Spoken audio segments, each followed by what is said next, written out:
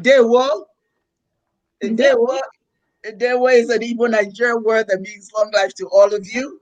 And that is what I hope and pray for each and every one of you gathered here today underneath the sound of my voice. It's been a while. We've had so many things going on. So this is an opportunity to reconnect with you again and discuss things that are going on in our world. I hope that all is well with you. I hope that Chineke is working for you and through you to empower other people. This month is the month of Ikenga. Ikenga, the month that you're supposed to tap into your power for the good of the world and indeed for your good. We have a very special program today, and this is a program that has initiated a lot of emotions, a lot of emotions in Africa, a lot of emotions in the United States, all over the world, actually, because it has to do with the protests in Nigeria. The protests in Nigeria as a result of police brutality. The young people in Nigeria are not very happy any longer with the status quo. And that's the thing that happens when you have a situation where young people do not feel that they are playing a role, an adequate role in the well-being of the society. You're going to expect them to be a sense of discontent. You're going to expect protests from these young people. And I'm going to be honest with you, we here in the United States would be reading about it. We've seen all the protests in the streets in England, in America, in Nigeria, in different parts of the world. But today we have invited individuals to join us from Nigeria and speak on what's going on. And we believe that, we'll follow their lead if they let us know exactly what is going on so that we don't necessarily say things just based on our own emotions. So today we have some really exciting individuals with us. My co-host, Yudi Onyoha. Yudi, how are you? I'm good. Onyoha is See in you too. again. And then I have several other people with us. We have the president of Otuke. There he is right there. You finally got in. Good to see you. Yeah. Yeah. Are you there on your hand? Can you hear us? Or are you frozen? I think he's frozen. I think he's frozen. Well, he will unfroze very Yeah. soon. Hopefully. Okay, there he is. There he is. He's the Good job. president of Otuke, now Ochichi Ordinala. On your hand. On your hand. We had to invite him because he is versed on what's going on there in Nigeria. And then also we have Adora Osimiri Lewis, and she's the president of just a minute, I'm going to get you in there. She's the president of Goth in the Raw, a powerhouse. And I'm so glad that she's joining us today. Adora, welcome. Good to be here. How are you today? I'm good. I hope everybody is well as well. Now, I'm going to tell you this. This is going to be not very formal. This is like all of us have a lot we have to say, and we're excited to have everyone here. And of course, let me introduce again Yudi. Everybody know Ochaja. Yudi Ochaja. Yudi. No, Kyle. Welcome, everyone. Welcome to the show. So happy to have you guys here. And hope that we have a substantive discussion about the goings on in Nigeria right now. Yes, indeed. And then, of course, we have Anamdi. Anamdi is the president of Goth in the Raw. I beg your pardon. The president. That's okay. That's okay. I just had eye surgery, so I don't work this. Okay. The president of Native Design Group, and so we are going to get started. But one of the things that I want us to do is first and foremost, I want us to bring Onyoha in, who is in Nigeria right now. And he's going to start this program by talking to us about what's going on in Nigeria. So Onyoha, what's up? What's going on? I mean, we've seen everything, and I'm going to keep everybody here. I'm not going to remove you because I want everybody to see each other, and I want everybody to hear what he has to say. So Onyoha, take it away. What's going on? What is with this protest in Nigeria? Talk to us.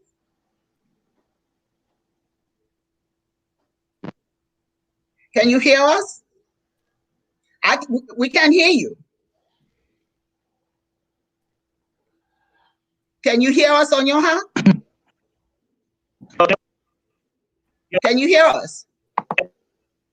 Okay, go ahead. Go ahead. You can get started. Talk to us about what's going on.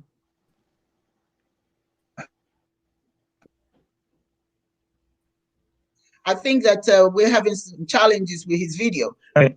We're not hearing you, Onyoha. We're not hearing you.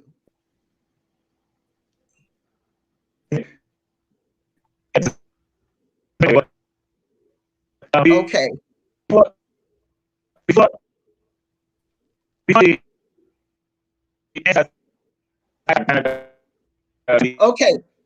Okay. Onyoha, we're not hearing. We're not hearing you. I'm going to go.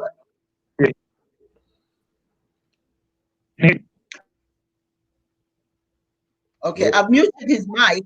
Unfortunately, we're not able to hear him. I want to go to Yudi. Yudi, you have been hearing. Hopefully, he'll get his mic together. Yudi, tell us, what are your thoughts? What have you heard about the protests in Nigeria? What are your thoughts about that? Well, it's about time. Like Ahain said, you cannot hold the people at gunpoint that don't want to be held anymore. And at some point, you know, we had a gunpowder cake brewing for so long. And at some point, when you pretty much have people pushed up against the wall and you can't go any further, you know, things get out of hand. And at some point, people are just going to come out swinging. And that's what's going on in Nigeria. It's unfortunate that it's happening now. This is something that should have been, you know, should have happened a long time ago, at least 20 years ago. You know, what's going on in Nigeria now, the corruption, the killings by the police and all that, it's nothing new. This stuff has been going on for probably over 30 years now. But it just got to the point where I suppose there was nowhere else to go but to come out swinging, and people decided to do something about it by protesting. Now, from what I understand, there are two kinds of protesters in Nigeria. You had those people that were very organized, sort of like Black Lives Matter, and they were really doing good things with the protest, helping those people that weren't able to do for themselves and all that. And I even saw a whole lot of videos on Facebook and on the internet where they were raising money, feeding people, giving away, you know, food and all kinds of stuff, you know, to help those people that have been suffering.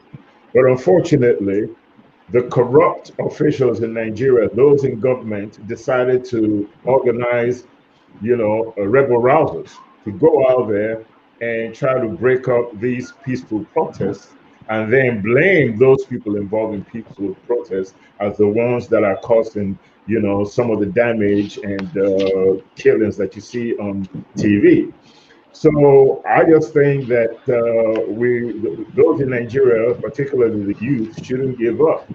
They should continue this demonstration until, you know, you have one man standing, and it's either those on the side of good that are going to be standing, or it's going to be those that are committing all the evil in Nigeria that is going to be standing. But you can't have two right hands. Somebody's going to have to win this. And as long as they don't give up, and as long as they don't allow themselves to be intimidated, you know, through violence, they're eventually going to be successful. Of course, I don't have the details as to exactly, you know, some of the goings ons in the government and some of the corruption. You know, I don't have the details, but hopefully Oba may be able to shed some light, you know, regarding that. But I think that it's about time. I think that it's a good thing. I'm very proud of the Nigerian youths for just spearheading this form of leadership and saying enough is enough. We have no future in Nigeria if we continue on the path that we're going right now. So kudos to them. I'm very proud of the young folks in Nigeria. Okay, let's go to Uba. Uba, how are you? Welcome. Thank you, because Carl. I'm coming to you because you're in Nigeria. We're trying to get you guys to tell us. We see a lot of what's going on, but we're not there. But we want to give support. Yeah. But we want to make sure that it's the right thing we're giving support to. So please talk to us some more. Okay. Hi, everyone. You come and join me. With the Egusi Akpurapo and Achara, with the whole Nichi. All right, don't tempt us. We hear you. It tastes good, trust me. I can give you some, What? No. Wait a minute. Why are you eating on what's camera? going on in Nigeria? We're not interested in your food. Well, it's been crazy, the thing is, it's about time, and when this whole, and SARS has been it had gone from a police protection unit for the people, to protect the people, to something else that became, SARS now became like the nightmare. I mean, it was like in the situation where you're stuck between armed robbers and SARS. You gladly walk to the armed robbers because you have better chances getting out alive, surviving the terror SARS was wreaking out and giving everybody everywhere. So what broke the camel's back was there were two guys that were dragged out. I think it was in Sapele, Delta State. Two guys were dragged out of a hotel room and one was shot by the SARS operative. So they were really, really, really, people got upset and, it started with this end SARS. And mind you, this is the fourth or fifth time the government has supposedly ended SARS. Do you understand? Or banned SARS and everything. And so with the whole protest going on, and then people were like, the government quickly came out, the IG came out and said, oh, the SARS has been disbanded.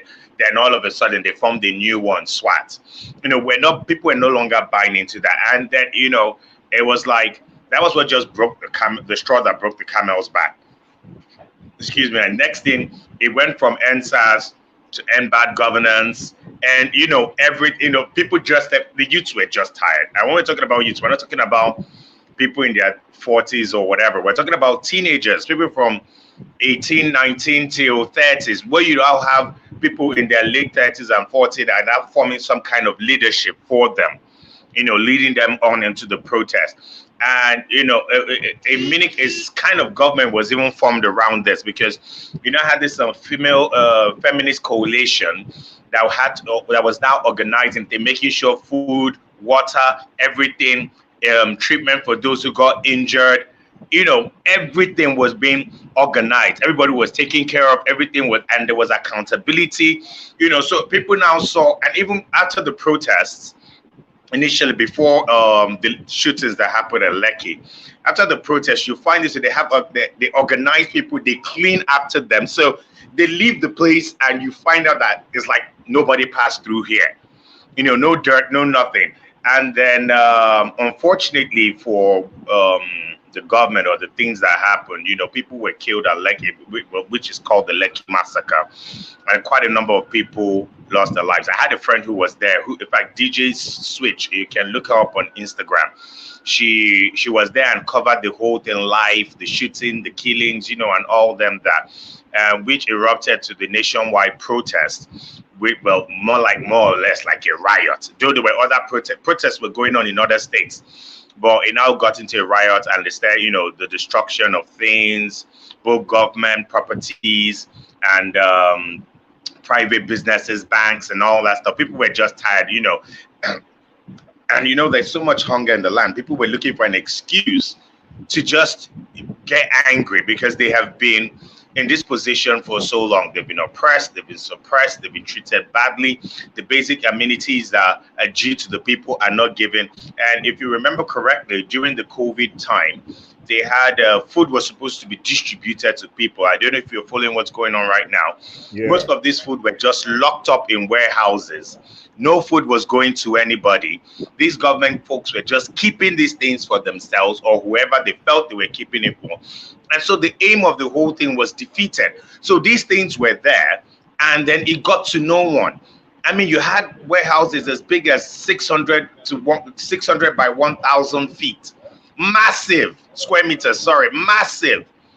That was in Calabar. Was it in Calabar? What was in Calabar? It started in all the states, from Lagos, Calabar, Ibadan, Oyo, Osun. They even discovered the one in Umuahia. I mean, every state is now discovering, and they're now even in Kano. They broke Plateau. They've broken into those warehouses. I mean, how can these people be so heartless? You know, things that excuse me, things that were meant to go to people and help people and all that stuff. You just keep them for what, you know, for just no just reason. It doesn't make any sense. You know, now throughout last week, the banks have been closed. There's no money in circulation. There's nothing happening. You know, everywhere is just at a standstill. It's almost as if we have that COVID lockdown again, but there's no COVID basically. So everyone is just stuck at home. You know, I'm in Calabar at the moment anyway. I went for something, which was yesterday. So I'm supposed to return back to Umuahia tomorrow, hopefully, because they've lifted the curfews and all that stuff. But it's really been crazy, and it's been it's a mess. The country is a mess. And I'm so glad that the youths have, you know, they've risen, and it has brought some kind of political consciousness to the youth, because prior to this, youths were not really interested. They didn't come out to vote. And this feminist coalition, they are, you know, but for now, because of all the riots and everything, you know, they stopped all the protests and everything so that everything can get back together. But their next target is to go into youth, to encourage youths, make sure more youths participate in elections. They come out, they vote with some, because we need to get rid of all these people. We need to, you know, it's about done time. Let me ask you a question. My understanding is that this started quite peacefully. Umba, stop eating on the screen. I'm starving. You Sorry. can't eat on the screen. We're live, man. We're live. You're live. This is a live show. We're live. Oh, shit. Yes. What did you think you were doing? Ladies and gentlemen, I apologize for this young man. That he's part of the problem, but don't forgive him today. Oh my God. Nigeria, please forgive us for showcasing one of your sons in such an embarrassing manner.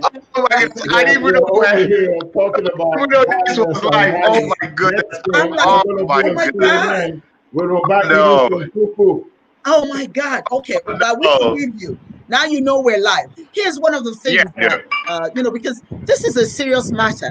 Now, it was started initially by very organized young men and women. They were very organized. As a matter of fact, they made it so that the rest of the world got involved. But then somehow, some other individuals, you know, you had the organized young people, then you had the thugs, you know, those who somehow got into it to create distractions. So I do understand that our young people have the right to go after what they want, but there are those individuals who are being used. My understanding by some politicians. No, actually, what happened was that it was relatively peaceful, you know, and then you had politicians who were sending thugs to disrupt the protests, to fight the protesters, and all that stuff. As a matter of fact, in Abuja, the thugs came where the protesters parked their cars, you know, to go to protest. They burnt down over 200 cars. Of those, the thugs came and burnt the cars of those over 200 those protesters. Over 200 cars were burnt down. But the good thing was, you know, the coalition, the people who were doing, they organized it. I mean, people were contributing to their efforts so much that all those cars and the things that were lost were being replaced. If your car was burnt, they'll replace your car. If anything were but, I mean, it was amazing. But then again, where everything went south was when, after the Lekki massacre, which was Black Tuesday, that was on the 20th of October, when those people lives were shot, people were shot and killed at Lekki by the Nigerian army, so to speak, then the whole country went haywire. So it now became more of a riot. It was no longer a protest, but the people became angry. How do you go and shoot at peaceful protesters who had no weapons but the Nigerian flag? Do you understand what I'm saying? So people now went wild, and that's where the riots, because that was no longer a protest. That's where the riots started. So it was more or less in what's it called? It's more or less they were retaliating for the killing of the people at the Lekki toll gate. So which now degenerated to the riots, vandalization, destruction of government and private properties and all that stuff. As a matter of fact, they first targeted the things that were owned by the former governor of Lagos State, because apparently it is rumored that he runs the Lekki Conservation Company that runs the toll gates and all that stuff. So the toll gates were burnt down. They went to the governor's mother's house. It was burned down. The TV station owned by the former governor, which is Tinubu, was burnt down. So many of their properties and assets, the buildings. Then from there, people now start taking laws into their hands. They went to the public transport system, which is BRT in Lagos, burnt it down, burnt government-owned things and properties and everything. Then it started escalating to individuals, banks, and all that stuff, which now led to also, and then it started spreading from Lagos, happened in Enugu, Aba, Port Harcourt, and then you now start having community clashes, but rather tribal clashes between the Yorubas and the Hausas, the Igbos and the Hausas. It just so that's why they had to put this complete lockdown, for a week or so. So okay, just a minute. I'm just not a minute. An advocate. Yeah. Well, one of please go ahead, Dibia or Charger. Go ahead. Yeah, I don't advocate violence, right? And there's this consensus, and to me it's a facade that all you have to do is organize people to vote, and that you will vote people out of power. Right? And while we're saying that way, we also forget about the corruption in the Nigerian society, in politics, in government. This thing about it is the amount of money or amount of wealth that you accumulate. That's what makes you somebody in Nigeria. My thing is simply this. I'm not an advocate of violence, but I also believe that at some point, there has to be a level of chaos so that those people that eventually get into office understand that there are consequences. And those consequences cannot be, if you don't do right, we'll vote you out, because we know that the election process is corrupt, and we have no way of making sure that corruption does not influence election results, right? So as far as I'm concerned, whether you burn down the government buildings, destroy the railway systems, destroy the airport, it doesn't really matter what you do, as long as you're able to send a message that tells those that ultimately get into office that there are consequences. And those consequences are so large that it is not worth the risk of getting into office and not doing what it is that you're supposed to do, which is serving the people. So whether they blow up the airport or do whatever it is that they have to do, as long as they're able to send that message, I'm fine with it. Well, I have a question, or I would like to ask some of our guests to ask Uba some questions. This is important. Let's start with you, Adora. Do you have any questions? Because you have been quite emotional about this. Do you have any questions that you want to ask Uba? Yeah. Hi, Uba. How are you doing? I'm good. The question that I want to ask is, what organizations should we go ahead and spread around in social media? Because this is going around, like TikTok, it's massive there, and Instagram, this is getting out. And a lot of people want to know, what organizations do we go ahead and donate to? How can we help?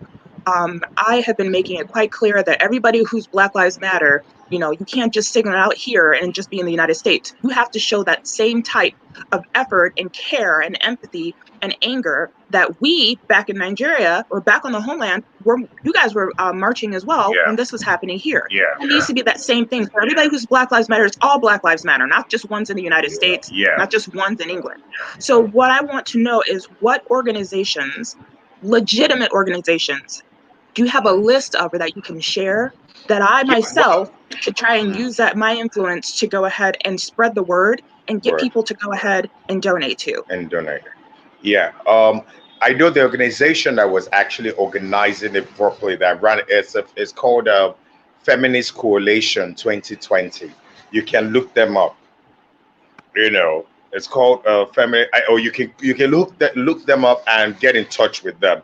They'll probably be able to guide you better on how, because what the government did was they tried to stop them from generating funds and all that stuff through bank accounts and everything. So I think Jack, the owner of Twitter, now formed something for them so they could donate through Bitcoins, via Bitcoin. So people were making donations via Bitcoins to them. But I don't know, I read a memo from them that for now, they will not be receiving donations because they're trying to reorganize it, because they don't want it to be an EndSARS matter anymore. It's supposed to, and they really give there's accountability for every money received, what it was used for, and what is being used for, what is left, and all that stuff. So because they want to go into make it some kind of a political movement as well, where they will, for the youths, basically, to channel the youths, like, we need to start, these people are old enough and they have done enough. We need to start being more involved and active in what goes on here. If we want what we want to happen, we need to know and be sure of the people who are putting in office. So I think you should just look for them. It's called Feminist Coalition 2020, either Feminist Coalition or Feminist Coalition 2020. But I'll check for it and I'll DM you the full names. And Adora, just so you know, she has the Onyinye project. Uba is a part of that, and we want to be able to identify particular programs that will help young people. You see what I'm saying? So Adora, just bear in mind that she is involved in trying to help whatever is going on in Nigeria. Now, there is a young man who, quite frankly, agrees with you, what Yudi has said earlier, and that is that voting only is not the course. His name is Kalfani Kwame Anu, and he has indicated that voting should not be the only way, okay? Voting shouldn't be the only way to get rid of these people. As a matter of fact, corruption should be seen as a criminal act. Corruption should be criminal, not, we'll vote them out. And that's the problem. These people don't care about you voting them out. And let's be clear. Some of these corrupt politicians, they are not in the business of, I want to be there forever. I just want to get what I can get, and then I'm gone. It's not about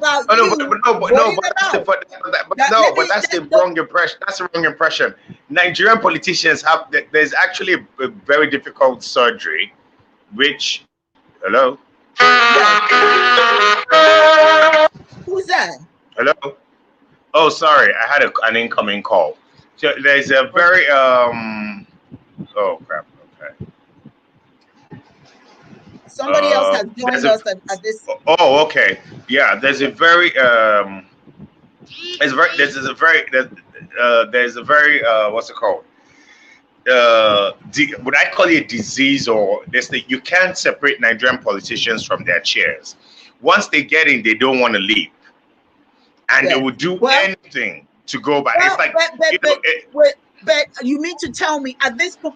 So what you're saying is making it criminal? We need to vote. No, we need to. First of all, we need to take baby steps first.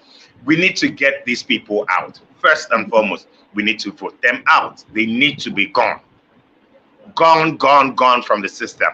That's the first and most important thing we need to do. Do you understand? And then when we get rid of these people, and then we now have the certain, it's not going to be an easy journey. You understand? But getting the right people in office and having the right people that know how to set this country on the right path. Because we've been used for so long. Nigeria has, and the funny thing is that these things are not difficult to achieve. But okay, let me give you an example. Nigeria supplies Benin Republic and I think Togo and one other African country electricity. And those countries have constant light. They can boast of 20 years, 30 years of constant electricity. We are the suppliers, we can't boast of that. I mean, how does that even make sense? You sell rice to people, but you don't have rice to eat at home. Yeah, I mean, well, I have just a minute. Namdi wants to ask a question. Let me get Namdi in for a minute. Go ahead, Namdi. Good. Hey, what's up? Good morning. Good afternoon to everybody. Oba, I hope that you're being safe out there. I really do. I know things are absolutely crazy. Now, one thing that you mentioned was the leadership, and a lot of people have been talking about the leadership in Nigeria and how corrupt it is. It's absolutely true. My question is, and I agree with both you and basically Dibia, I agree with everybody in Nigeria. My thing is, who do you guys have that you know, that you trust, that is about the movement, that is about the well-being of the people in Nigeria? Who do you guys have in line to replace these individuals? Because we have to know who those individuals are too. If there's somebody or a group of individuals, politicians, whatever, they could even be a group of just regular individuals, because these politicians that got into power, they were regular people to begin with, but they had a corrupt mindset before they corrupted the system. The system works the way the system is supposed to work. The problem is the individuals that actually are now in position in the system. So those individuals, just like you said, they need to be taken out. They need to be removed. They need to, honestly, to tell you the truth, I don't want to say violence begets violence. At the same time, it's an energy transference. If these individuals want to act this way towards the citizens are going to recognize that may be the only way to remove the individuals in power that have created the problem and created the violence. So my question for either Uba or Anya, for those individuals that are in Nigeria, is there a list, is there a group of individuals that you have that can replace these corrupted politicians and actually get Nigeria back on track? Well, Onyoha, can you answer his question? Well, hello, can you hear me now? Yeah, we can hear you now. Well, can you hear me? Can you hear me? We can hear you. We can hear you. Well, okay, wonderful. Okay. Well, before the NSAS, and I'll get to your question. The NSAS movement began in 2017. It was a Twitter movement that was that sought to end the special armed robbery squad known as SAS, because that unit of the central of the police was engaged in extortion, rape, and searches that were not and it was extorting young folks because because of their dress style, maybe ripped jeans, even iPhones and all that. They just, if you didn't look poor, if you looked like you were getting ahead, or you were doing okay, they would just stop you, search you, and ask to, if your phone was, assuming you had a locked phone, that asked you to open it, And if they saw any communications with anyone outside of the country, then they would ask you to explain it, and they would ask you for your bank account information and so on. And they were extorting people. They were raping women and, and killing people.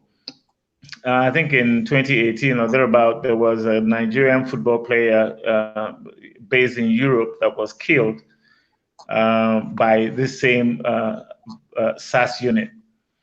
And so that was when the Nigerians, that was when it began, the campaign, the movement to end SAS began. It began on Twitter. And then in 2017, by 2020, of course, they had mustered enough. And don't forget that previously, the federal government had promised to ban SAS several times. I think previously they had done so 3 times. Where they said, okay, they had banned SAS, and yet they would say they banned SAS from doing stop and search, roadblocks and stop and search and all that. And yet they will continue and kill more people and so on. And then in October of 2020, then the movement came out onto the streets. And then, what led to this, shutdown of the economy, and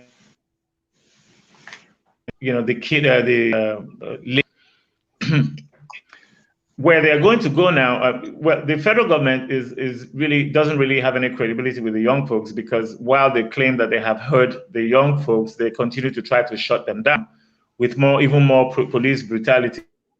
You won't believe this. The young folks are out in the streets protesting says that they have heard and they have banned SAS for, and yet they are responding to this protest against police brutality with even more brutality. And while they say they have banned SAS, they bring out an even more unhinged to deliver even more brutality, and so right now, with all the curfews, the economy has been shut down, and all the curfews as a matter of fact, throughout all the states, pretty much all the states of Nigeria have 24-hour curfews going right now. And people are being, they are tracking people's Twitter, Instagram, telephone communications, and and picking people off too. And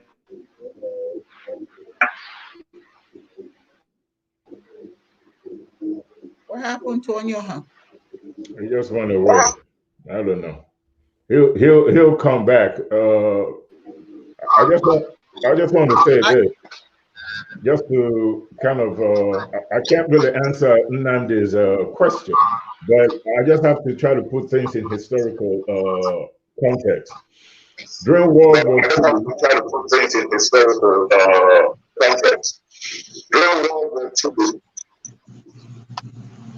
who's that? Is that me talking? No, I think I don't see Onyoha. No, I think I don't see. Okay, well, somebody's mic is interfering. But go ahead, Yudi. Go ahead, please. Yeah. Go ahead. Like I said again, you cannot hold the people at gunpoint that don't want to be held at gunpoint. The government is going to do what they've always done, which is try to crack down on any insurrection, any protest. They're going to continue to do that. It is up to us. They got bigger guns than we used to in Nigeria. They got more tanks. They got helicopters. They got all the weapons of war to try to keep the youth demanding their rights as people. To me, if it is necessary to go underground, then that's what needs to be done. And what I mean by going underground is sending the same message to the government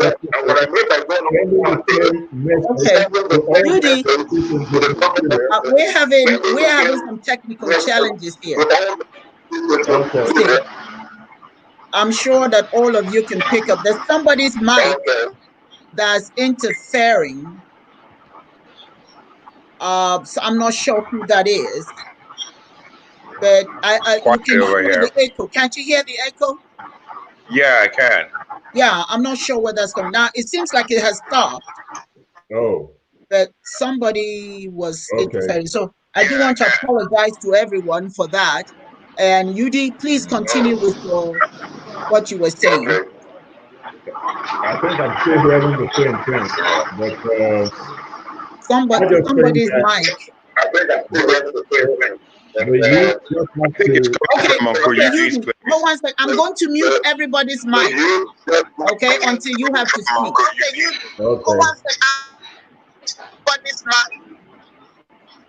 Okay, until you have to speak. I'm going to because the noise is coming from somebody's background. Okay.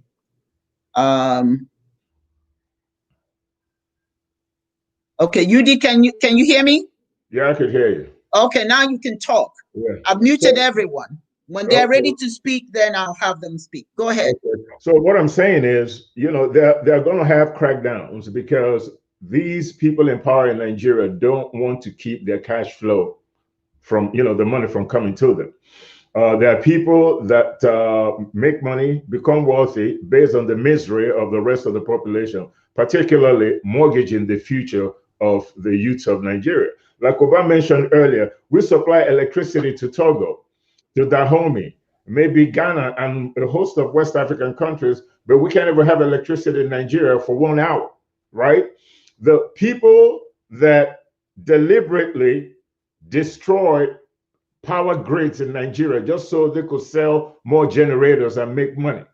Nigeria is corrupt in every area. Religious corruption, political corruption, business corruption. There's no part of Nigeria that is not affected by very, very corrupt people. I just feel that regardless of how violent the repression gets, regardless of how violent the government officials and the military and everybody get to try to suppress this insurrection or this new reawakening of the Nigerian youths, they must continue. And if it means going on the ground and putting on the same violence on those people that are putting the violence on them, so be it. The bow has to break somehow. Something has to happen. The idea of the military and the government trying to suppress the demonstrations is that they are counting on the fact that people are eventually going to be scared of the military and the government suppression and then will not demand their rights anymore. I was watching a TV interview. I think it was somebody related to the Buharis. I don't know who the lady is, but she was being interviewed on TV by this reporter. And she says, we are not living in Nigeria. Buhari is not living in Nigeria. Nobody's really living in Nigeria. And the reporter asked her, but you're still breathing. And as long as you could breathe, there's hope. The lady said, breathing? I'd rather die than just sit here and breathe. Somebody with leprosy is breathing, but is their life worth it? People that are suffering, you have no arms, you have no legs, but you're breathing. Are you thankful that you're breathing, as opposed to being thankful that you're breathing, but you also have hands and legs to be able to operate? We in Nigeria have settled for less for a very, very long time. And the only way to change our condition in Nigeria is to meet force with force.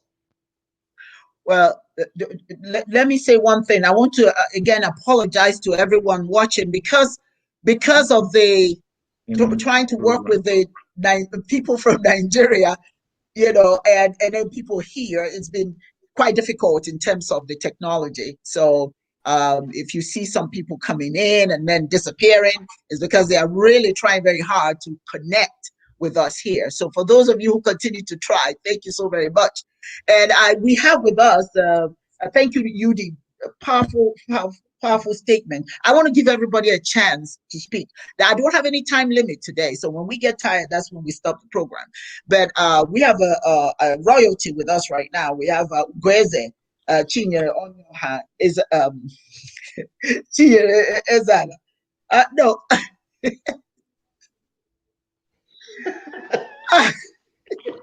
Read the screen. Oh my God. Listen, I just corrected myself. I had eye surgery, and I keep telling you guys, I'm still trying to be able to see what I've written down. So do forgive me. It's Chinyerugo Onyoha Nwankwo. She's the queen of Amekabam. Her husband is Ibinaji, the king of Amekabam. And we are so honored to have her on the show. She calls me and she's just like, so upset about the whole thing. So yeah, so I'm giving you an opportunity to share your concerns. And we have some people from Nigeria. We have another young man here, Ukuna Charles, who is a member of Chiism. Ukuna, how are you? Good to see you. Well, I have him muted. And when it's his time to speak, I'll have him speak. Now, Ugo, please go right. Guys, please go right ahead. Again, I apologize. Wankwa is the last name. Okay, go ahead. Well, I want to thank you for the introduction, and I'm very happy with this forum.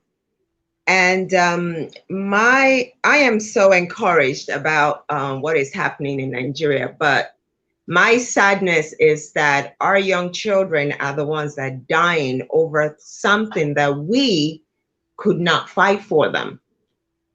Like they always say that, like the saying goes that all men are created equal and they have indelible rights for freedom and the pursuit of peace and happiness.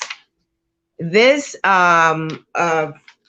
pursuit of freedom does not only apply to Americans, let's say whites, Asian Americans, Hispanics, African Americans. This God created right also applies to Africans, and to gain this right and the pursuit of happiness, we have to fight for it. We have to make our voices heard, and we have to engage in matters that affect our daily lives. And for a long time now, Nigerians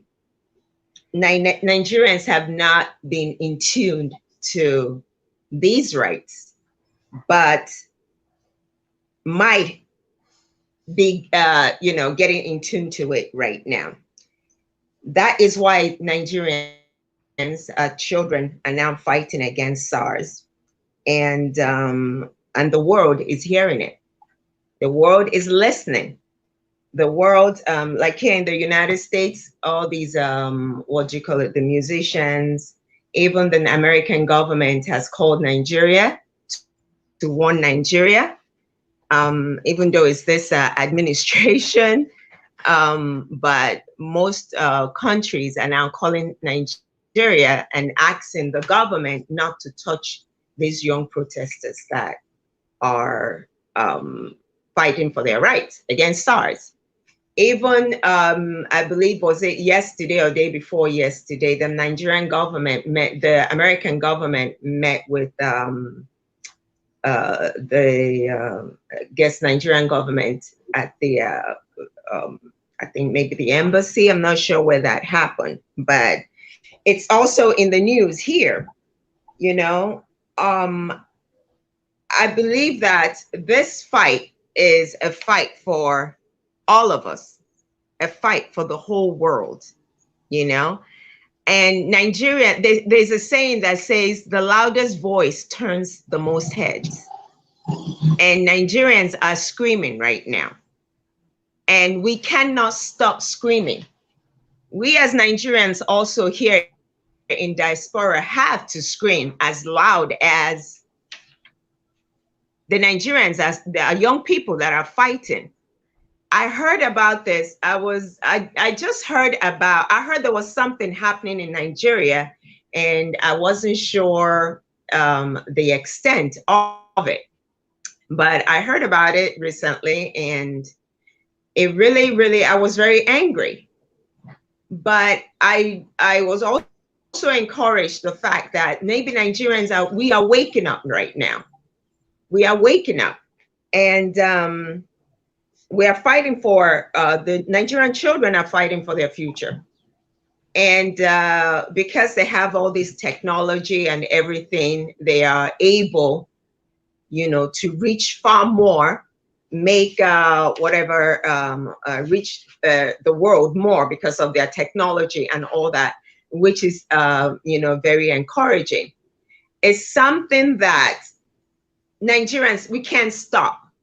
We have the opportunity to make a change.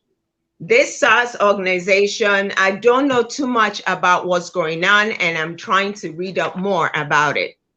I heard that they disbanded the SARS. The Nigerian government say they disbanded the SARS, but they started something called SWAT, and then employed the same SWAT people, the same SARS, bringing the same SARS people to also be members of the SWAT team. How do you disband an organization that is killing people, causing mayhem in Nigeria, create another organization, and then bring back the same people? Because so it's not. Go ahead. Because it sounds to me that the idea is to quiet the young people, not to solve the problem. If you're going to take, not to solve the problem. If you're going to just simply disband one and put another, it's like saying, "Oh, I disbanded the Ku Klux Klan, but here are the Proud Boys." They're doing the same thing. You know what I mean? It's the same thing. That's right. That's what it is. Absolutely. So it's important that, and like Ugoze said, it's important that we do not lose sight of what the problem is here. This did not start today. This did not start today. This started a long time ago, and it's just a build-up. It's a build-up. Look, you cannot do the same thing over and over and think you can get a different answer. "Oh, I disbanded the Ku Klux Klan, but here's the problem." You see what I'm saying? There is no way that you can keep doing the same thing over and over and over. Nigeria, the richest African country, the richest really. It's got all the resources, but our people are the poorest. Why is that? And you think at some point they're not going to start protesting? You think at some point they're not going to say it's enough? Yeah. Let's be real here. The future of Africa, the future of Nigeria, is not in my hands. It's not in your hands. It's in the hands of these young people, 18 to 45. Let's be real. When they don't see themselves as able to partake of the good in Nigeria, why would they be quiet? Why should they be quiet? I have this young man, Ukuna Charles, that I really, I don't know what happened to Ugoeze, but that's okay. I have this young man. Very encouraging. It's something that this start Nigerians, we can't. I don't know where this is coming again. Anyway, Ukuna Charles, how are you? Can you hear us? Okay, he has disappeared. Where did he go? Must be using a very good vanishing cream. I was invited him to speak and he disappears. That's okay. Yeah. But all right. One of the things about Nigeria that is so frustrating is the fact that there really isn't any type of accountability on all levels, right? Because the people they've settled for, how do I say it? They've just settled for the lowest denomination for a long time. They've just settled for you know, that's just the way it is here. You know, if you can't beat him, join him. If you want things to work out for you in Nigeria, you just have to be as corrupt as all these other people. That's the only way for you to be able to get ahead. And that culture have been in Nigeria for, I can't even tell you how long, for as long as I know. At least when I was in Nigeria, it wasn't that way, you know. But for at least the last maybe 25, 30 years, that has just been the culture. It's just been the norm. There isn't any accountability. You cannot ask a corrupt police or justice department to enforce the law. It's just not going to happen. And that's just what's been going on in Nigeria. My thing is, without a level of accountability, regardless of who is in power, if they are not afraid of anybody, right? It's like schools in America. The teachers, should I say, the principal is not afraid of the government. The teachers are not afraid of the principal. The parents are not afraid of the teacher, and the children are not afraid of the parents. And sometimes when you spank your kid, the kid tells you, I'm going to call the cops on you. Nobody in Nigeria is accountable for anything. And as long as you don't have the level of accountability that you need to hold people accountable, we're always going to have this kind of issue. So that's why I said earlier on, there has to be a message sent to those people that are in government right now and anybody else who has any political, that there are consequences when you don't do what it is that you're supposed to do when you get into power, right? We could start that way through whatever, you know, physical, whatever that needs to happen. And then we can now put that into laws where people now say, hey, if I, you know, do whatever, I'm going to get so many years in jail. Or if I do, you know, this is going to happen to me. And it's going to be enforced by a justice department that is actually not corrupt, that is accountability. And the only way to send that message is to go down fighting. That's the only way to do it. It is not something that is going to happen. And then after a little while, you say, well, the government said they're going to do this, so let's sit and wait until the government does it. No, it's like sweeping a house that is dirty. Once you got the broom in your hands, start sweeping and keep sweeping until the place is clean. You know what? I want to remind everyone that this is not a formal program. We are really trying to get everybody to share their thoughts because this is an emotional program. So I have a young man, my nephew, who lived in Nigeria for just about a year, Chinemeze and Izala, and I think I see him, and I believe he has something he wants to share with us, his thoughts, and that's very important because these are the leaders of the future leaders of Nigeria. I don't care where you live, whether you live in Nigeria or you're outside of Nigeria. Ultimately, the goal is to go back home. So how you feel about what's going on is very, very important to us. So Chinemeze, how are you? Can he hear me? Oh, okay, he's unmuted. Chinemeze, can you hear me? How are you? We can't hear you. We can't hear you. Chinemeze. I think they're frozen. They're frozen. Okay. Yeah. Now, anyway, let's get back to. I have them unmuted. They will come. Okay, we got somebody else here. All right. Okay. Hopefully they'll come back. Yeah, you're right. They're frozen. Namdi, do you have anything you want to add to this discussion? Yes. Number one, there's so many things that are actually going on, and honestly, I can't really sugarcoat any of this anymore. The situations that are going on in Nigeria are very, very similar to the situations that are going here in this country, but they definitely hit a lot harder.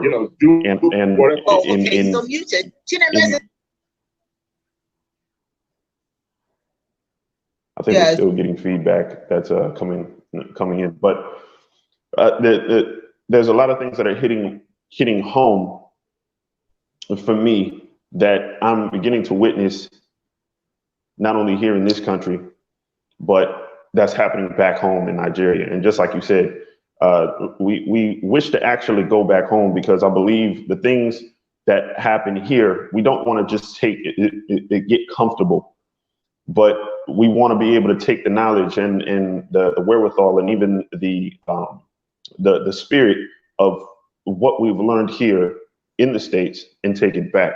At the same time, we're seeing a lot of similarities when it comes down to the mental ineptitude of the people in this country, along with the people there. And when I talk about the mental ineptitude, I'm literally talking about the political structure and how the political structure plays a key role in how it views its people. We're not treated like humans here, okay? And I don't believe that we were actually seen to be treated as humans in this country.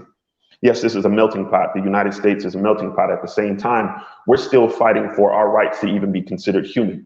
Now, you're back in Nigeria, that a country that is said to be one of the, as you mentioned, said to be one of the richest countries in all of Africa, received its independence from the British in the early 60s, and is still operating with a mentality, with a colonized mentality. And I'm talking about the leadership. So the leadership is still operating with a colonized mentality. It no longer has individuals running the political power with a leash. But now the political power, the Nigerian political power, is now trying to act just like the individuals that colonized them and treating their people as such. You have those individuals treating their own people as if they are not human. So they create a police force. And mind you, those types of organizations and institutions were never really there to help protect and serve. The idea is to protect and serve. But when you can, like I mentioned before, it's the people that make up the system. The system is a culmination of, is a structure. The police, the educational system, anything dealing with politics, the financial institution. These institutions are sound institutions that, if they operate just automated, if they were to operate automatically, if they were run by machines, I guarantee you they would run efficiently. But you have individuals that are controlling these systems. And now you have individuals in political positions of power that are treating their individuals, or treating the citizens the same way that the individuals that colonize them, they're treating them the exact same way. So the mental ineptitude, it doesn't exist. You have individuals that are treating their people as less than human. And now the people, the citizens, and I want people to understand the difference between a citizen and a civilian. The citizens are just now beginning to see themselves as citizens in their own country. Just now beginning to see themselves as citizens in their own state. Now beginning to see themselves as citizens in their own cities, their own village, or whatever. They're just now starting to see this. And the problem is, when you don't know that you are a citizen, you will continue to be seen as a civilian. And when you are seen as a civilian, when's the last time you've heard of a citizen casualty? You always hear about a civilian casualty, right? You hear about a civilian casualty rather than you hear about a citizen casualty, because civilians are expendable, because they don't know that they help to build up, that they are the actual power structure of any nation. A citizen knows their rights, knows how to enact those rights, and knows how to hold those individuals in political power accountable. They have been begging for the ability to live as humans for so long. That's what a civilian does. A citizen demands the ability to be seen as human. And that's what they're now starting to do. It is 2020. This was in the NSARS movement apparently started in 2017, 2018. And we're now just starting to see the riots and things of that nature happening. Now, here's the thing that I'm talking about when I say the situation is very, very similar to what's happening here in the United States. And when I talked about the mental ineptitude or the ability to actually see individuals as actually being citizens or even being humans, this is still a European power structure in the United States. I saw a news broadcasting where a news anchor actually asked somebody that's in a political position, or at least has some type of political position or some type of know-how or power in Washington. And they asked, what is happening and why are we not seeing the same level of urgency as we've seen everywhere else? If there's a bombing or a shooting or something that happens in Europe, in Paris, now all of a sudden it's pray for Paris, or we have to send aid, we have to send this, blah, blah, blah. And then they asked, why is it that we're not seeing the same level of urgency and concern for what's happening in Nigeria? And this individual actually stated, West Africa is not a priority. Yeah. Unfortunately, said West Africa is not a priority. How is West Africa, or any part of Africa for that matter, not a priority, including its people, when you get almost 80 to 90% of the resources off of that continent? See, the thing is, the resources, the minute resources are seen as priority. The major resources, which are the people that you have been exporting, you have been exercising, you have been taking advantage of for more than 400 years, is not considered a priority because you don't see them as human. Ooh. Oh, that is a mouthful. Thank you. Wow, that was fantastic. Yes. Great. I have this young man that I'm trying to give everybody an opportunity to come in here. Namdi, that was powerful. And I want to bring in Chinemeze. And I'm hoping that he's hearing me now. Okay. Chinemeze, can you hear now? He has to unmute his mic. Chinemeze, you have to unmute your mic.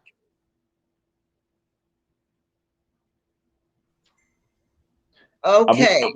I think his mic was unmuted, but I think it just went back to being unmuted. Okay, it's unmuted. It says they muted themselves. They have to mute themselves now. They have to mute themselves. So now, one more thing. We have this young man who's been waiting patiently, and people are just having difficulties with their mics, I think. Ukuna, you're on. Ukuna, he's frozen. Okay. All right. Ochaja, you have something you want to say? Yeah, I just want to kind of piggyback off what Nnamdi said, because Nnamdi just made some very, very powerful. You know, and there's just no other way to look at it other than really what he's pointing out, which has always been our sentiment as members of Global Faith Ministry of Chiism. A lot of the situations and issues that we have in Africa, in Nigeria to be specific, because that's where this SARS issue is emanating from, it has to do with our mentality and how people see us and how people look at us from the outside. And also talking about the fact that the system that we have in Africa is European. It's just something that was put on us. And, you know, we kind of have to run with it. Even when we gained independence, the government that was formed was never formed based on anything that was African, anything that was cultural. So they never really set expectations of accountability when it came to Africa or Nigeria governing itself.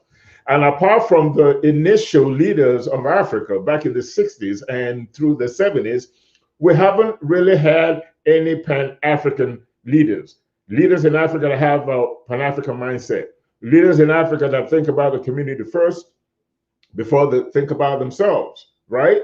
And if you have leadership that thinks about the community before it thinks about itself, then you have better chances of having a judicial system that holds people accountable. The educational system in Nigeria is such that it does not emphasize these aspects of governance that is very essential in making sure that a country stays on the path of rectitude.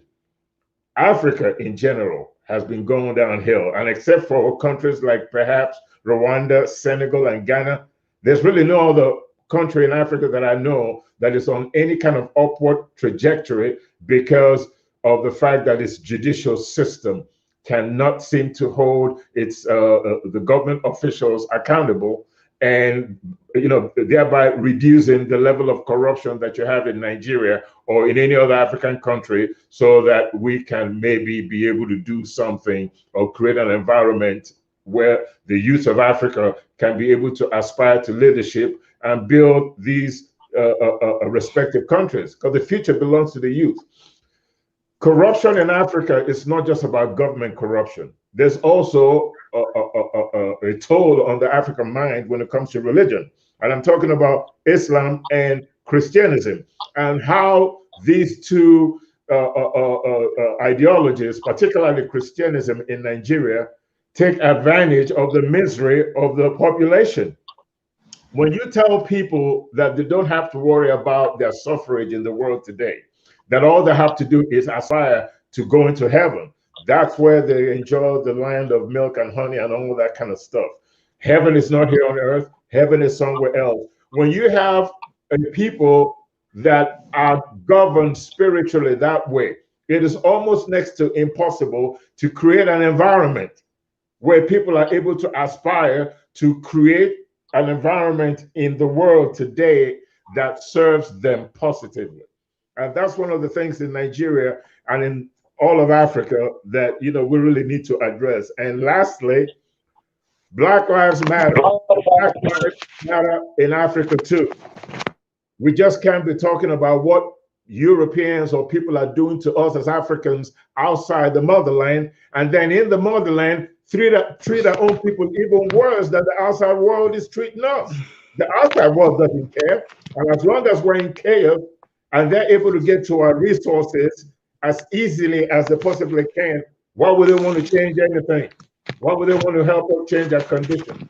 We were enslaved and colonized, and as far as they're concerned, they'd rather keep it that way. Black Lives Matter in Africa, and we need to start behaving the way we want other people to treat us in the motherland. Yes, understood. Now I want to bring in Ochoaja. Thank you very much. Everybody, everything you're adding to this discussion, I mean, it's just so powerful, all of it. And that's why I don't want to end the show. We're going to keep going because I want everybody to be able to say what they want to say. What we're going to do ultimately is we're going to do a summary and give everybody an opportunity to summarize their thoughts, and then I'll give my own summary. Now, right now, we have this young man, and he's my nephew. He went to Nigeria, and he stayed there for a year. And I always say this is all about the young people and their thoughts. Yes, he's just 17 years old, but he'll be 18 before you know it, and he'll be old enough to vote. So it's important to hear what he has to say. So I want to bring in my nephew, Chinemeze Ezala. Auntie, can you hear me now? I can hear you now. All right.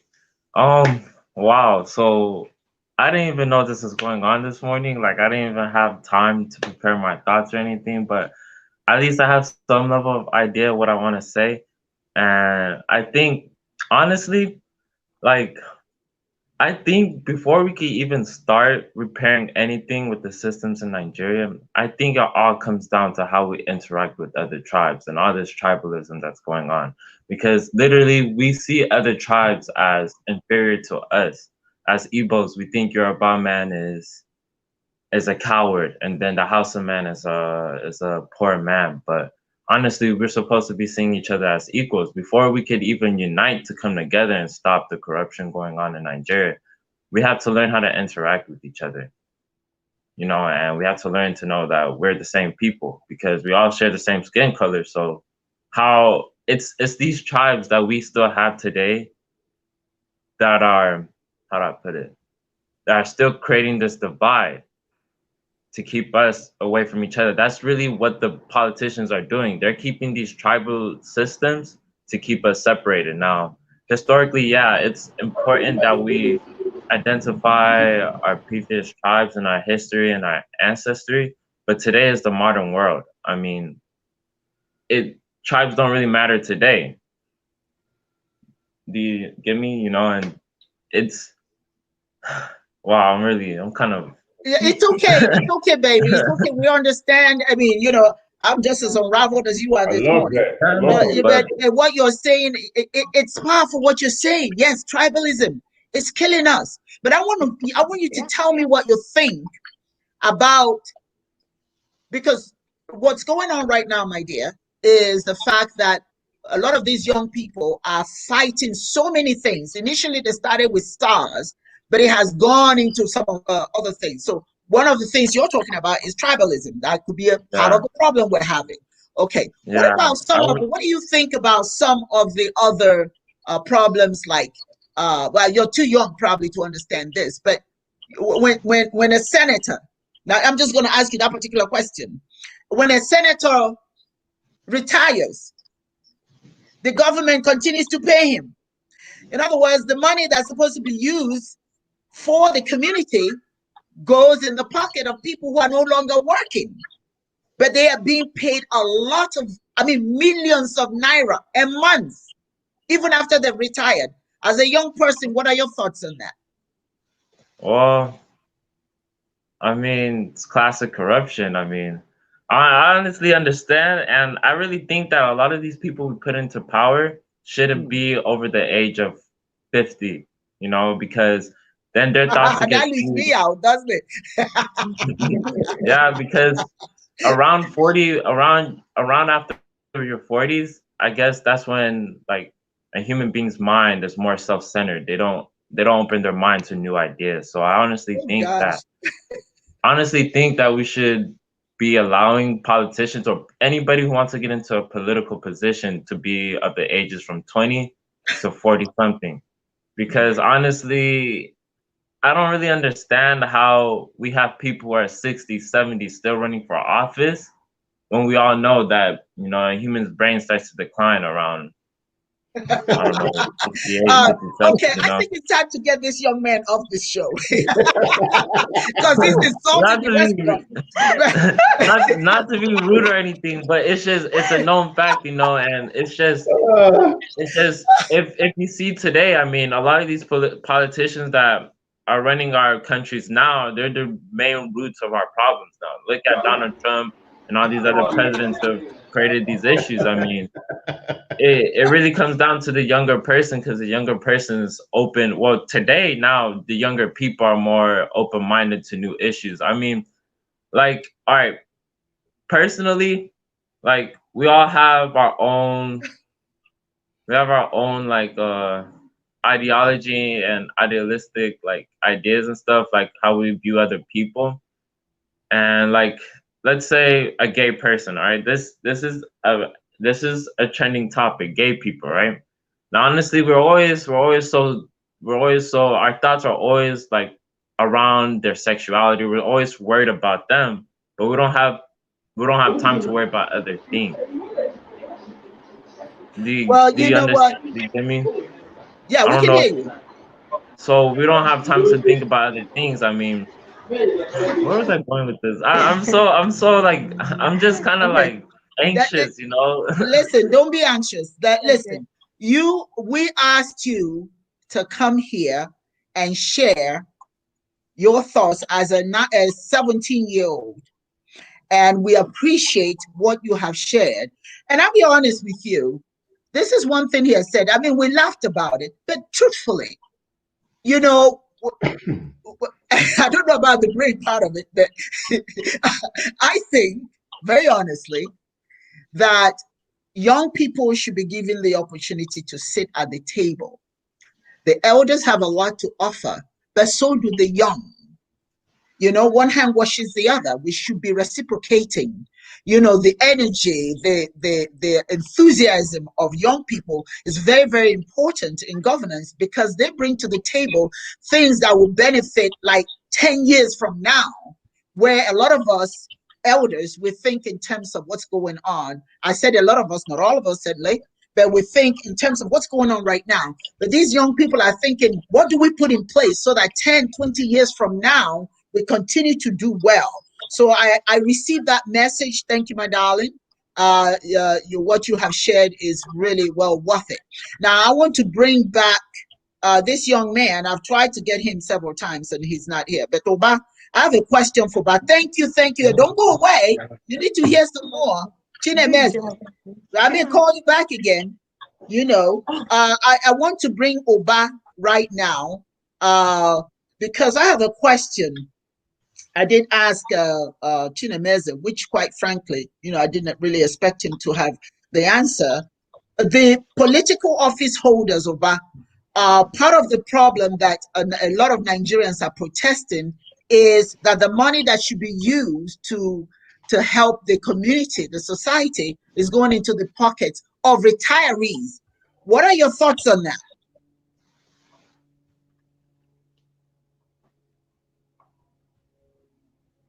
It's the senators are not giving any retirement benefits. Probably that's a misconception. What the youths are angry about is you have governors who have finished serving their term and they go in and get elected as senators. And while they're being paid as senators, they are also being paid pension from the state in which they governed at the same time. Do you understand what I'm saying? It's like you eating your cake. It's literally eating your cake and having it. You can't be a senator and receiving salary as a senator and receiving all the benefits you get as a senator, and then you're still taking huge amount, millions of naira as pension from the states. I mean, every 2 years the governor gets a former governor gets, I think, 4 brand new cars. His wife gets how many cars? He gets his full annual salary he had as a governor. He has this allowance, that allowance, everything. Getting forecast, and then you're in the Senate and you're receiving all that huge money at the same time. It's like having double salary. Do you understand? Well, so that's really why. That should. I mean, I can see why that. Yeah, so why don't you, okay, fine. If you're going to be receiving money as a former governor and you're in the Senate, wait till you're out of the Senate. Do you understand? Before you can now start taking your pension, or you just don't go to the Senate, because I know, I don't know how it works, but I know normally probably former presidents, I don't know if the governors in the US, when they step out of office, they do get there's certain amount of money that is being given to them every month for protection and all that stuff and everything. And all that stuff. Fine, it's, maybe you can give the governors pension, but the amounts are ridiculous, and you're paying for their whole staff, you're maintaining their cars. Every 4 years, you're giving them 4 brand new cars, or some states every 3 years. They say that the Nigerian, it's just ridiculous. The Nigerian senators earn more than any senators in the world. True. Yeah. So in other words, I'm trying to piece it. I already know the issue about SARS, but because they've removed SARS and the young people are still angry and are still protesting, these are some of the things that I'm picking up. That's a problem. How about compensation? When you kill somebody, all those people that members of SARS killed. Right? Family members should be compensated for that. And even we understand that when our soldier dies, when a Nigerian soldier dies, that's it. His family doesn't get anything. No compensation for the family. They don't. They don't get anything, which is a part of the whole NSAS movement. Is actually even for the benefit of the police force in Nigeria, because one of the 5 points or 10 points agenda for the police reforms is to increase the police salary, reform the police, have them reevaluated, better packaging and severance fee and debt, in case there's what do they call it, hazard fees and all those things for them if anything should happen to them. Because basically what the policeman is being paid is peanuts. I mean, you need to see where these guys are kept or where they live, the so-called police quarters. It looks like it looks like a chicken farm. It's horrible. Their living conditions about, you know, it's terrible. So, you know, sometimes as bad as you, as much as you want to hate the police, you also can't blame them, because when you see their conditions, where they are kept, how they are fed, how their salaries. Okay, take for example now, and they transfer me to say some state in Kaduna or maybe Sokoto or some, and I'm supposed to get up and report there. There's no travel allowance, there's no accommodation allowance or anything to help me start up a new life over there. So some of them get to these new places, and all they do is, most of them will now start have to be sleeping in the police stations, which are definitely not even. I mean, you see, I'm sure some of you must have seen what Nigerian police station looks like. So you imagine people who just come into a new town, they know nobody, they've just been redeployed to a new place, they have no family, have no friends, they're not giving any money to come, no transportation, no accommodation money, no nothing. Okay, you're going here, take this 500 naira, find an apartment, find the places, you're going to a new town. So the man has to stay there. So for the next 6, 7, 8 months or a year, he's sleeping in the police station, or if he's kind enough to get a fellow officer who will let him stay with him for a couple of months and everything. So he's able to save up money from his salary, which isn't much, to get a place for himself. You know, so then again, it begs, when you see these people on the street doing these things they're doing, you know, collecting bribe and all this thing, the system has forced them to find means to survive, because they cannot survive on what they have. And which is one of the points of this ancestry. You have to have police reforms which will give better packaging, salary and everything to these police officers who put their life at risk. And it also demands for a psych evaluation, because truth be told, half of the people in the police force shouldn't be in the police force in Nigeria. Do you understand? Because it's horrible, you know. Okay. And then it's just I saw a video of the cadets when they were having lunch, and they had so many of them. They were supposed to have this bucket that supposedly was soup. You couldn't feed 3 people with that, and then they showed fufu that was supposed to feed 25, and that's just enough for maybe 3. So they're taking little lumps. I mean, oh my God, come on, Nigeria can do better than that. These are supposed to be our heroes, you know, and you know that it's obvious that a lot of these Nigerian soldiers and military, police officers, they're hungry. They're not being compensated, and they can't fight their superiors, so they fight the members of the community that they're supposed to be taking care of. Does anybody have any questions for Ba at this time? Anybody want to ask him some questions? Who? Or you, Adora, do you have anything you want to ask? No, I don't have anything else that I want to ask. I just think that you know, we're coming into 2020 is just bringing a whole bunch of revolutions here in the United States and back home, and it's very much needed. Stating, kind of falling back on what Chinemeze said, it's going to take the youth and the younger generations to make sure that we change things around. But there's such a fear by older people, by an older generation, to let what we are called progressives step in to do it. There's such a fear to relinquish that power, because we are the ones that are living in what is everything that's happening.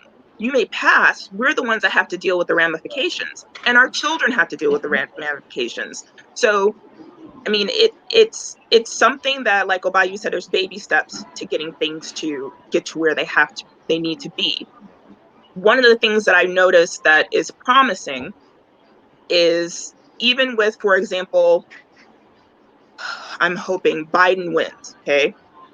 There are so many progressives that are going to be on his cabinet, and they are making plans to make sure that they pass things that are going to be a better future for the kids here, for the adults, and for the kids to come. Because everything there's a meme that you see it's like there's a dog that's sitting at a table, and there's just fire all around, and he's sipping coffee and is like, oh, this is fine.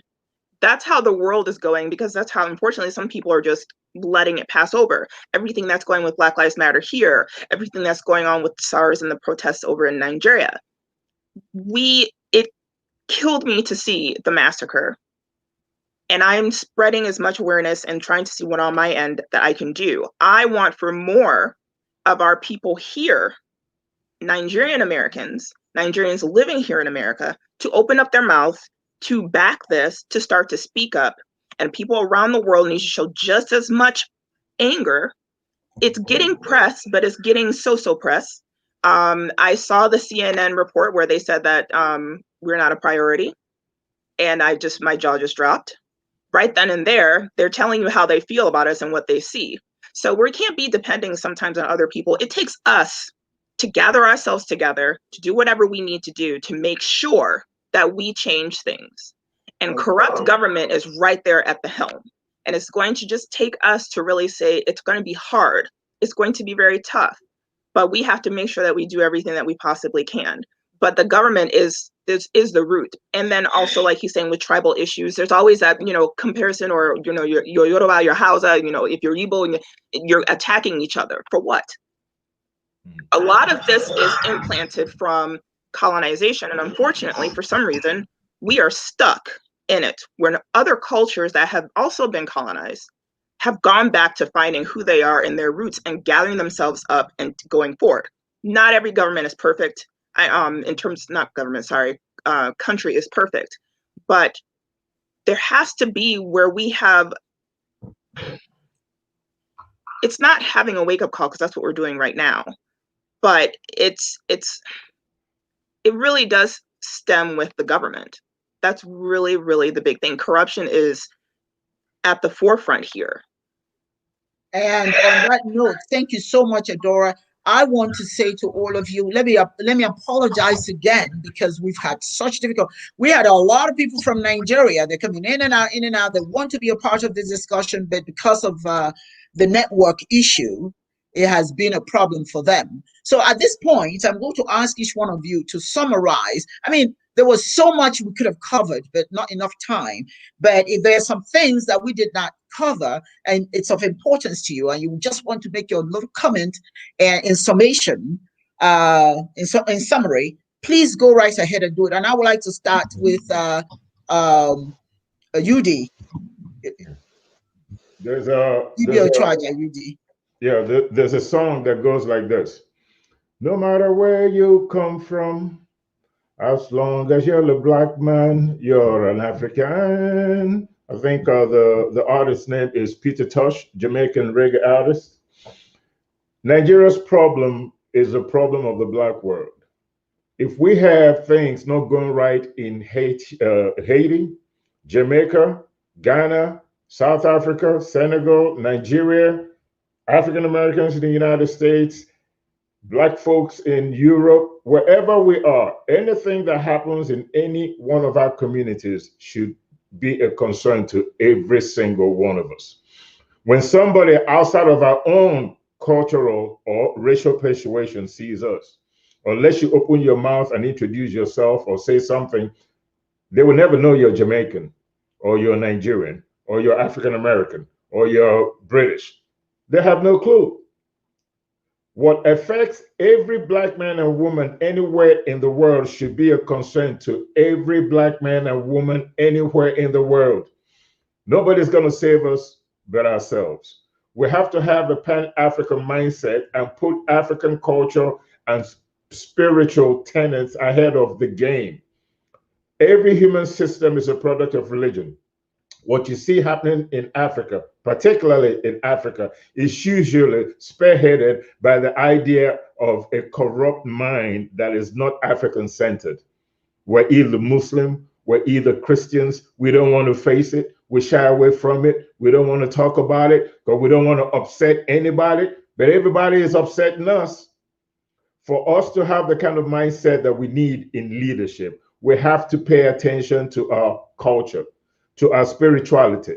We're not asking anybody to drop whatever it is that they're doing. All we're saying is that we need to be able to also sit at the table with everybody else and dine as kings. If you don't respect yourself, Nobody's going to respect you. We just got to respect ourselves, look inward for solutions to our problems, because whatever affects a black man and woman anywhere in the world affects all of us. So if Nigeria is burning because of SARS for any reason, if Kenya is burning for any reason, if Jamaica is burning for any reason, if African Americans are having a hard time in the United States for every reason, or in Canada, it should concern every single one of us, and we must put the same effort and the same kind of concerns into our own communities as we put if a bomb went off in France. That's all I have to say. Much thank you, UD. DBO Charger UD. It goes without saying that our spirituality has a lot to do with our behavior. And we need to look at that. You know, we look at everything but that. Okay, so at this time, I'm going to ask Nnamdi to share his closing thoughts with us. So I want to thank everyone for having me on and allowing me to touch bases on this topic. Number one, everything that was stated is absolutely correct. If I was able to touch base on every single thing that everyone actually said, it would take me another 20, 30 minutes. But this is about addressing seeing what the issue is and then coming up with a solution.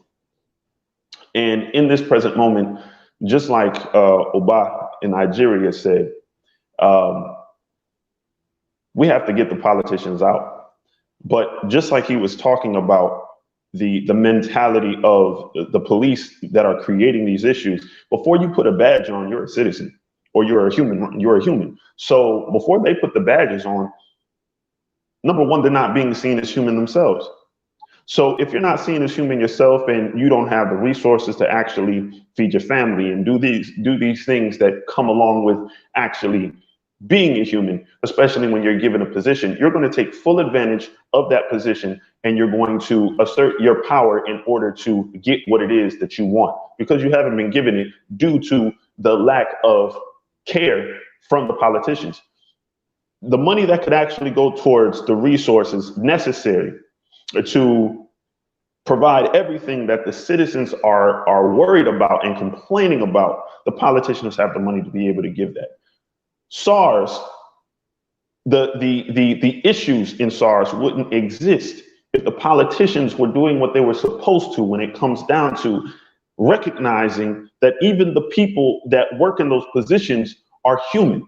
Treat them as such, because when you do, then the people in those positions are going to treat and see each one of those individuals that they are supposed to be protecting and serving as humans. If you don't give those individuals the ability to see themselves as humans and live, not survive, live. If you don't give them the ability to live, they're not going to give a damn, excuse my language, about the lives of the people that they are supposed to be protecting and serving. So this is a word that I hope that someone can get this to a politician or someone. Start treating your people as the resource to develop the wealth of your country. The dollar that you put in your pocket is nothing compared to what you can do when it comes down to building up your people. You build up your people, that builds up the nation. You build up the nation, that builds up your pockets. Start seeing the people as priority, not your pockets.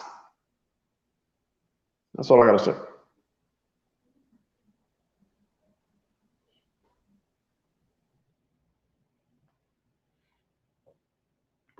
Okay. Chief is Dr. Simmer is probably having some issues. Okay, there she is. I'm not. No. The part of the problem with politics now is supposed to serve the people, but now people are getting into it for the wrong reason, not to serve the people, but for themselves. So your points are well taken, and thank you so much for those points. And I want to bring Dora back again just to see if she has any final thoughts that she wants to share with us. We want to make sure that, I know that, Oba, you said that social media, they're blocking everything there. A lot of things that always make noise or get attention is via social media, and TikTok has been one of the biggest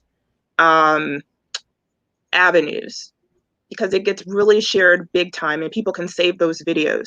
So it's best also to utilize social media as best as we can, especially when we are here in the US. So any videos that you, for example, shoot, or you get any videos from anyone else on your cell phone, on their cell phone, they need to continuously upload it to TikTok. It gets shared, it makes waves, it gets out there to the media and to the public.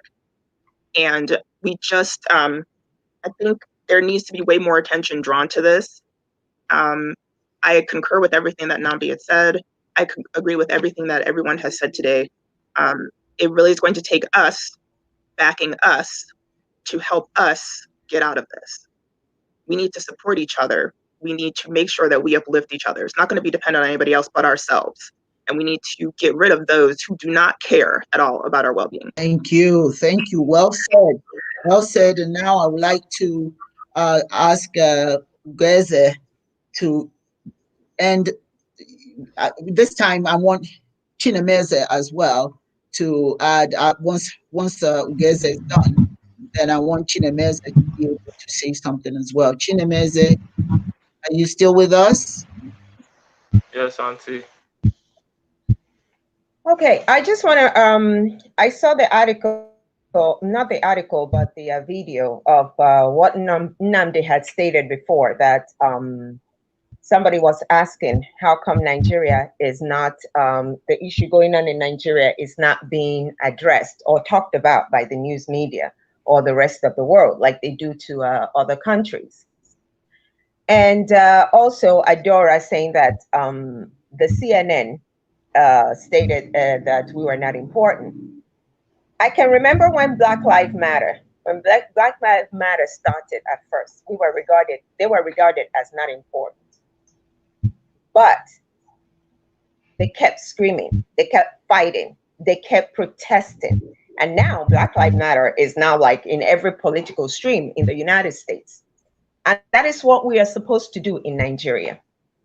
Now our voices from Nigeria, these young people's voices in Nigeria, is trickling into other countries. And we cannot stop now. I was talking to Ihoma and she said that this SARS issue, yeah, the government said that, oh, they have banned SARS. And, but the people or something like that, I don't know, Uba can explain that much better. But it seems like the protest and everything is dying down in Nigeria right now. But I'm like, okay, this is when people are supposed to be screaming more. We cannot stop. We cannot stop. We cannot stop when we let our people, the Nigerian government, who do not look at us as human beings, even in our country. Yesterday was this KP whatever here in Los Angeles was saying, oh, I thought that Black Lives Matter only applied to Nigeria, to the United States. I didn't know that other governments, that we have to also tell African governments that Black Lives Matter also. So it is a shame that our own government in Nigeria does not regard us as human beings. And that's why they've been treating us the way they've been treating us for a very, very long time. And the way we have actually ourselves as Nigeria, we have not looked at ourselves as the well human beings. So we have left all these things been going on for a very long time, but the children are now saying no. So it's now left for us, the adults and all Nigerians in diaspora to also help these children make their voices known, fight this battle. Only us can make only us can make a government everywhere know that Black Lives Matters and that we are going to that we should fight for our rights and our liberty. We cannot just let it out for these young people to be the only ones fighting. We cannot stop fighting. They cannot stop now. That's all I have to say. Thank you so much. And now I want to ask Chinemeze. Go right ahead, hon. I also want to like touch on like I think we should also be seeing our contacts as another way of solution to solving the problems in Nigeria. Like for me, every day now, I've been trying to network with people that are around me and people that I see that I might think that are doing something. Because in the future, I want to go back to Nigeria and use whatever they do and to help my fight into, you know, trying to build up, you know, the people in Nigeria. I don't know if it makes sense, but like recently I was working at this place called Bartha Supermarkets. Now the owner of the company, his son was actually the one that hired me. So I networked with them and he told me that they're trying to actually go back to Uganda to do something, which they're not even Africans, but they're trying to go back to Uganda to do something since the economy is so low. So I used my contact. Oh, man, I'm so. It's okay. It's okay. It's okay. Go ahead. Go ahead. It's perfectly okay.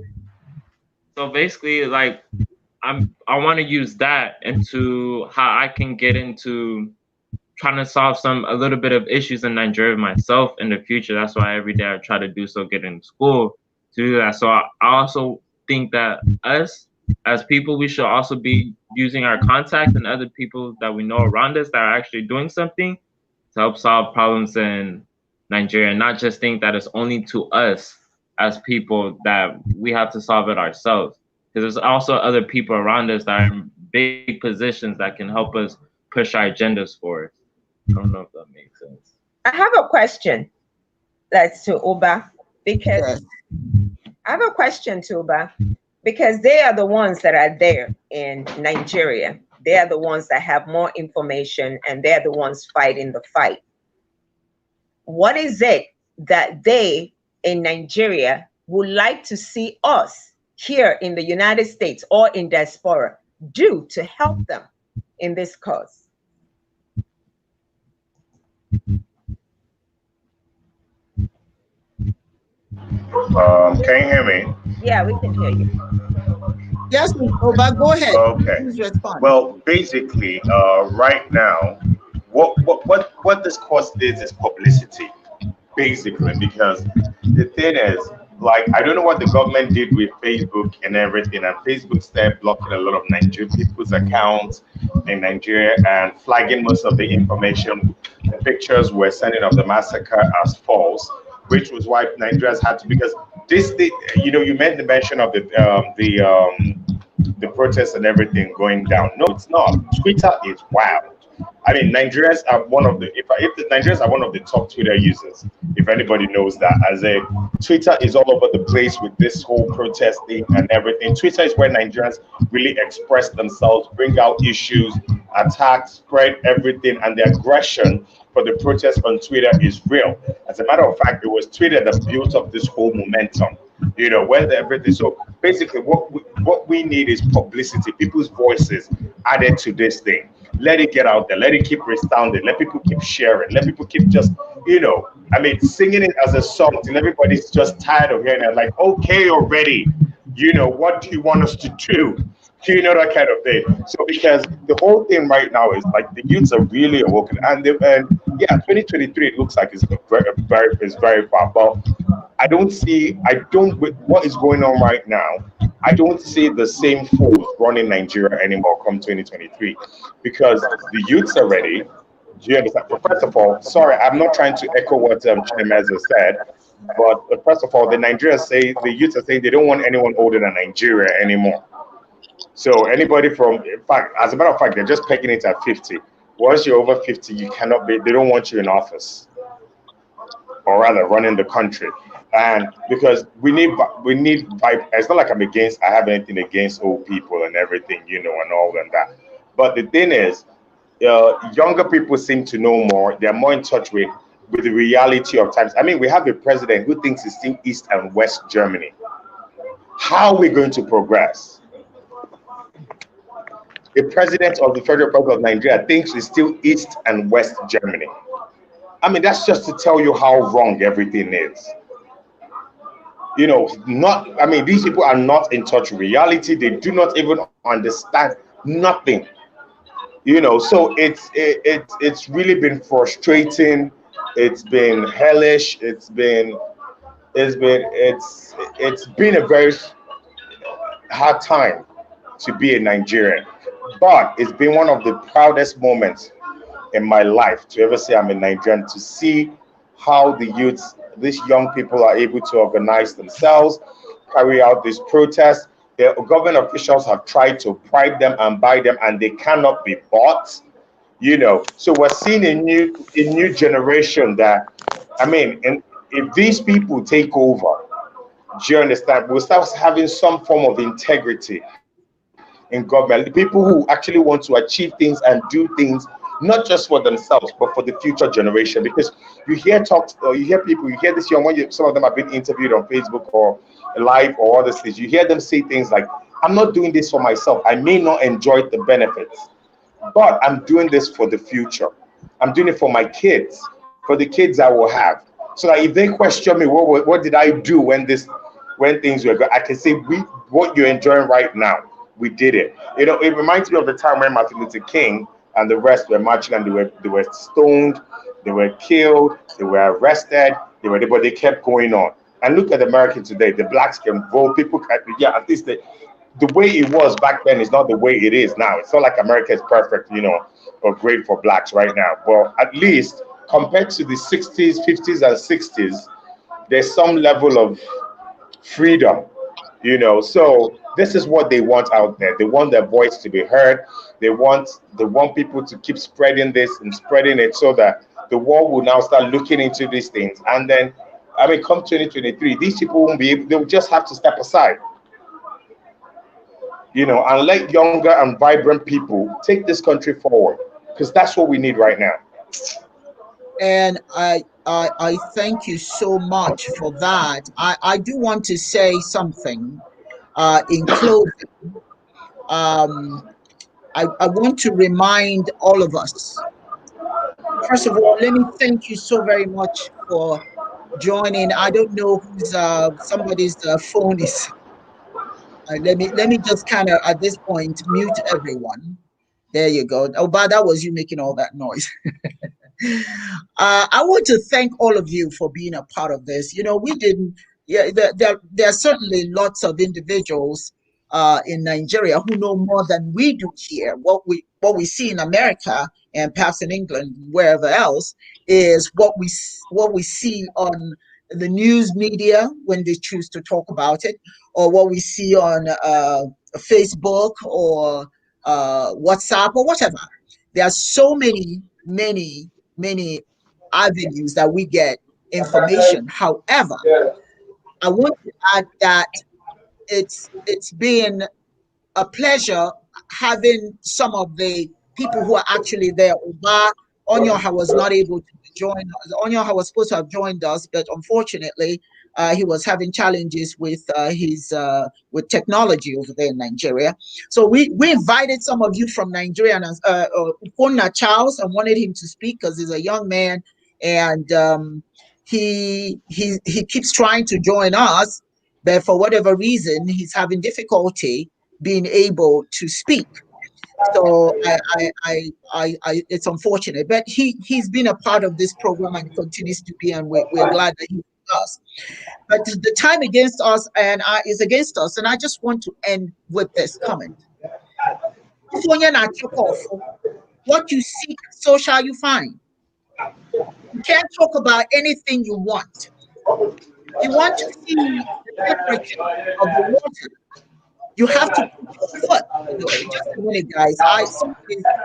Somebody is just. I don't know who's. Okay, there you go. I'm hearing a lot of noise in the background, and I'm not sure where that's stemming from. So And I don't know who that is. I've tried to mute everyone, but now and then it comes through. But if you want to know the temperature of the water, you've got to get in that water. Oh my goodness. Okay, let's see. We really can't talk if somebody's phone is. I've unmuted them. I've muted everyone. Even I've muted everyone, so I'm not sure where that noise is coming from. Let me see who this is. It's unmuted. Everybody's everybody's muted unless it's Oba. Let me see if it's Oba. Okay. I'm not sure where it's coming from, but nonetheless, I was just trying to make sure that you guys could hear me very well without the noise in the background. So please bear with us because I've tried to remove it, but I'm not sure who's everybody's muted actually. Everybody's muted. But anyway, so I have to blame technology for that noise. I can't seem to find who's unmuted and making all that noise in the background. But nonetheless, as I indicated, you want to know how the water feels, you have to get in the water. If you want to know if it's warm or hot, you got to get in the water. We all have to get in the water right now. The water is Nigeria. That is our home. Many of us are everywhere, but that's okay that we're everywhere. But you still have home. When this ground shakes, we all need to be able to go somewhere. And where we go is our home, Nigeria. Doesn't matter what opinion people have about Nigeria. Nigeria is a beautiful place with beautiful, powerful people, kind people. You go there, and sometimes I've taken people to Nigeria and they don't even want to come back. So yes, right now, Nigeria is going through a lot of challenges, but it cannot stay that way. It's not a matter of who's right and who's wrong. It's a matter of what's wrong. Whatever is wrong, we've got to fix it. It's up to us. Those of us who are outside, who are not there, we can lend our voices. We can lend our money. What is it we have to do to be a part of this change? You do not throw the baby out with the dirty bathwater. And that's very, very important that we know that. All right? The elders have done a lot of damage. I'm sorry, I'm an elder. But we have done a lot of damage to our country because we've been quiet. We've seen what was going on in Nigeria. We didn't do anything. We allowed it to keep going on. Even some people are right now so scared that they're saying, oh, you don't want to make noise. Remove this on your cell phone. Remove this. And the problem will not go away if we hide. You cannot hide from your greatness. You cannot become great in the closet. You got to come out. You have to step out. You have to be a part of the change. You have to march. You have to give money. You have to do whatever it takes by any means necessary. Sometimes we are so afraid to make a difference. We're so afraid that people will catch us, whatever it is that we're afraid of. But let me say this to you. Many people die 10 times before death even finds them. So it becomes imperative that when we see our young people protesting, us who are elders, when your young people now think that because you're older, you're of no use to them, that doesn't speak of them, that speaks of us. They're speaking based on what they've seen, what we have done, and that is practically nothing. We see the picture of our young people dying in the streets, and we see the picture and we shake our head. Hey, yeah. I've had people who will send me that kind of thing. Hey, if I draw one much, because let the Lord help. The Lord is not going to do a dumb thing right here, y'all. It is up to us. It is not up to the Lord. It is not up to Jesus. It's not up to Allah. It is up to us. At some point, you have to raise your hand and lift something up and not stand there and stare at it and say, please, Chineke, help me. Our babies are crying. Our babies are dying. The fact that you're not in Nigeria does not excuse you from finding out, what can I do? What do you want me to do? Adora asked that question. Uba, what do you want us to do? Global Faith Ministries of Chiism, Godianism, we are prepared to help. We have the Onyinye Project. We are going to use whatever funds that we get to help our own people at home. It is not what they say, ask not. That's Kennedy. John Kennedy said, ask not what your country will do for you. Ask what you can do for your country. So for those of us who are outside of Nigeria, what is it we are prepared to do? Do not pray for Nigeria. I said pray for Nigeria, yeah, but I said that as a joke because I know what prayer cannot do. Prayer cannot be active, action. You have to be active. Your actions is what will make a difference, not your prayer. You can pray till the cows come home. It ain't go make a difference. It is time for us elders. This little guy just challenged me today, and Chinemeze, thank you for that, what you said. Even Oba said that. You did not said that. The young people adore. Everybody has said it. The elders, if you're not going to do anything, then you are worth nothing. You're a waste of our time. There are good elders that will make good leaders, so we can't discount everybody. It's not every elder that's bad. After all, I'm an elder. You deserve an elder. Many people are elders, and they want to see this end. But majority of the elders is what's initiating the thought in our young people that you're not necessary. If you think you're necessary, then by George, do something. If you think you're important, by George, join these young people. Ask the questions. If you're not going to march in the street, give them some popcorn, pop to drink, anything, water. Stand by the roadside and give your support. But silence is no longer an option. Thank you, ladies and gentlemen, for your participation. This conversation is going to continue again. And until we meet again, I want everyone who was on this show today, go out there and be a part of change. Change is not going to happen if you're not a part of it. Thank you, and I hope that you all have a wonderful day. And so it is. Good day.